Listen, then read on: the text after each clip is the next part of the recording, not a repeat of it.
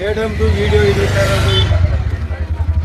Video ಮಾಡ್ಲಿ ಬಿಡ, ಅವ್ನ್ ಕೇಸ್ ಮಾಡ್ತೀನಿ ಅವ್ನಿಗೆ. ಅವ್ನು ಬಾಳ ಆಡ್ತಾ ಇದ್ದಾನೆ, ನಾನು ನೋಡ್ತಾ ಇದ್ದೀನಿ. ಲಾಸ್ಟ್ ಟೈಮ್ ಅವ್ನು ಬಿಟ್ಟಿದ್ದೀನಿ. ವಿಡಿಯೋ ಹಿಡಿತಾನೆ. ವಿಡಿಯೋ ಮಾಡ್ಲಿ ಬಿಡ, ವಿಡಿಯೋ ಮಾಡ್ಲಿ ಬಿಡ, ಏನಂತೆ ಮಾಡ್ಕೋ.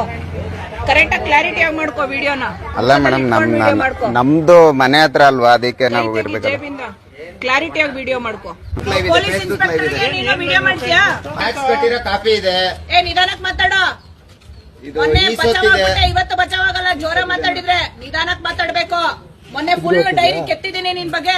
ಇವತ್ತೇನಾರ ಸಣ್ಣದಾಗಿ ಮಿಸ್ ಮಾಡಿದ್ರೆ ಮಾತ್ರ ಬೇರೆ ತರ ಮಾತಾಡ್ತೀನಿ.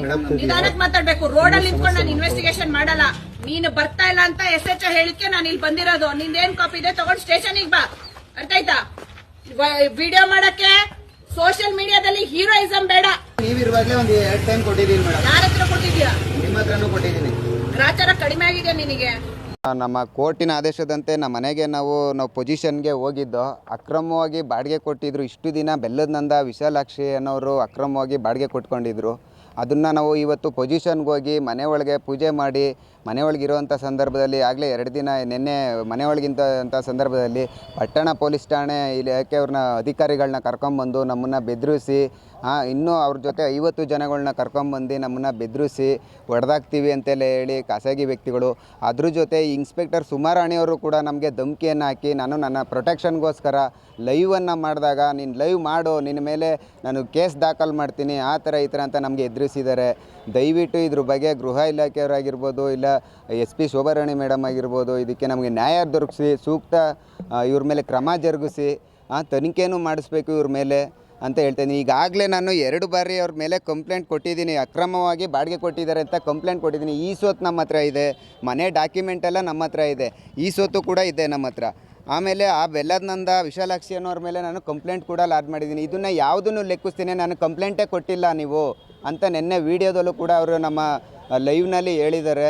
ಯಾವುದೇ ರೀತಿ ಕಂಪ್ಲೇಂಟ್ ಕೊಟ್ಟಿಲ್ಲ ಅಂತ ಹೇಳ್ತಾ ಇದ್ದಾರೆ. ನೋಡಿ, ಇದು ಅಕ್ರಮ ಮಾಡಿ ಬಡವರಿಗೆ ಇದು ಅನ್ಯಾಯ ಆಗ್ತಾಯಿದೆ. ದಯವಿಟ್ಟು ನ್ಯಾಯ ದೊರಕಿಸ್ಕೊಡಿ.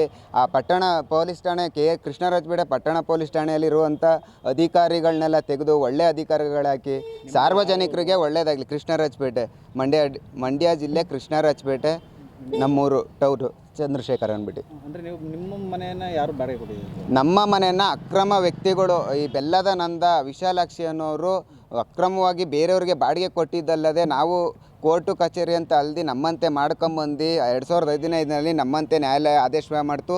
ಇದು ದಕ್ಷಿಣಾಮೂರ್ತಿ ಅವರಿಗೆ ಸೇರಿದ ನಮ್ಮ ತಂದೆಯವರಿಗೆ ಸೇರಿದ ಆಸ್ತಿ ಅಂತ ಕೋರ್ಟ್ ಆದೇಶ ಇದೆ.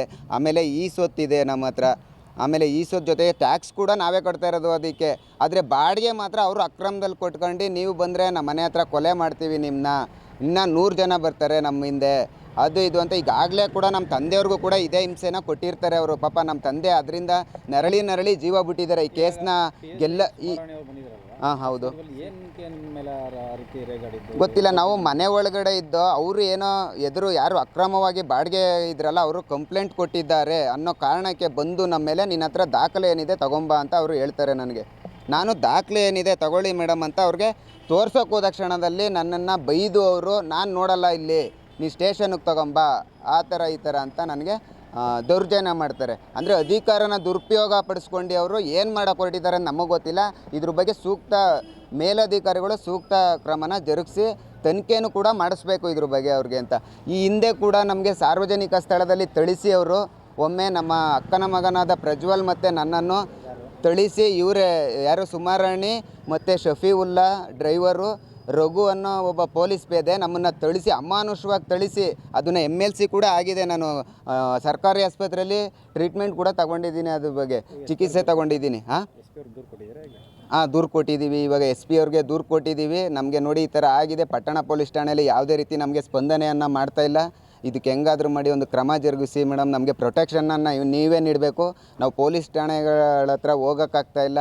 ಹೋದರೆ ನಿಮ್ಮನ್ನು ಹಂಗೆ ಮಾಡ್ತೀವಿ ಹಿಂಗೆ ಮಾಡ್ತೀವಿ, ಒಳಗಡೆ ಮೊಬೈಲ್ನ ಕಿತ್ಕೊಂಡು ವೀಡಿಯೋ ಎಲ್ಲ ಡಿಲೀಟ್ ಮಾಡಿದ್ದಾರೆ. ನಮಗೆ ಸಂಬಂಧಪಟ್ಟಂಥ ನಮ್ಮ ವೈಯಕ್ತಿಕ ವೀಡಿಯೋಗಳನ್ನೆಲ್ಲನೂ ಅವರು ಡಿಲೀಟ್ ಮಾಡಿ ನಮ್ಮನ್ನು ಅಮಾನುಷವಾಗಿ ನಮ್ಮ ಎಲ್ಲ ದೌರ್ಜನ್ಯನ ಎಸಗ್ತಾ ಇದ್ದಾರೆ ಸರ್. ಇದರಿಂದ ನ್ಯಾಯ ಕೊಡಿಸ್ಬೇಕು. ನನ್ನ ಹೆಸರು ಚಂದ್ರಶೇಖರ್, ದಕ್ಷಿಣಮೂರ್ತಿ ಅವ್ರ ಮಗ, ಕೃಷ್ಣರಾಜಪೇಟೆ.